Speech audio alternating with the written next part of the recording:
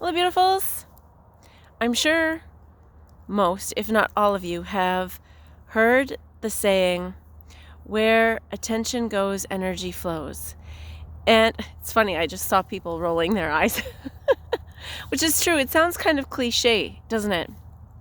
But everything is energy, and so too are our thoughts. And energy is always in a flow of receiving and giving. And in this place of energy flow, I wanted to use the analogy of riding a motorcycle. And I had the opportunity many times to ride on the back of a motorcycle. I loved it. I never drove though, but the one thing everybody who was driving told me was that when you are riding a motorcycle, that you never focus on what it is that you are desiring to miss. So if there's a pothole, you don't focus on the pothole, because if you do, it will suck you in like a vortex. Maybe you haven't driven a motorcycle. Maybe you have been snowboarding or skiing, and you know that if you look at the tree and focus on the tree that you wish to avoid, you're going to hit it. In both of those scenarios, the focus is not on what you're trying to avoid, although you're conscious of it, you're aware of it, you've acknowledged it, you've seen it, but the focus is on the path around it or beyond it.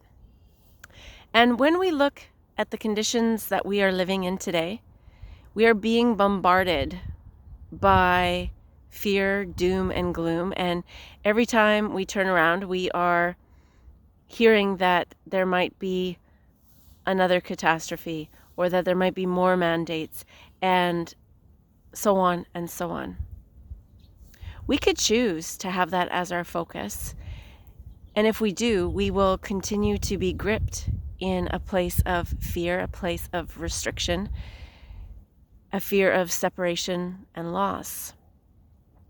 But if we choose to focus on the end game, what it is that we really want in our experience, not what we're hearing or what we're seeing, but what we want, and we focus on that, it's a very different energy. For as if we put our attention in what it is we're fearing, just like that pothole on the motorcycle, it will suck you into a place of fear. And yet if you focus on what it is you are desiring, you will safely avoid the pothole. Doesn't mean that you are ignorant of the pothole existing. No, you understand there's a pothole there, but you choose not to put your mental energy, maybe even your physical and emotional energy, towards that pothole, but rather around it. So the invitation today for each and every one of us is to become curious. Where are we focusing our attention? Are we focusing it on things that we are not happy with, that we wish would change, or that we are fearful will happen? Or are we taking the time to actively focus on what it is we do want, what it is we do want to create, and the feelings and the sensations that come along with that? I thank you so much for listening to this perspective, and until we speak again, please be well.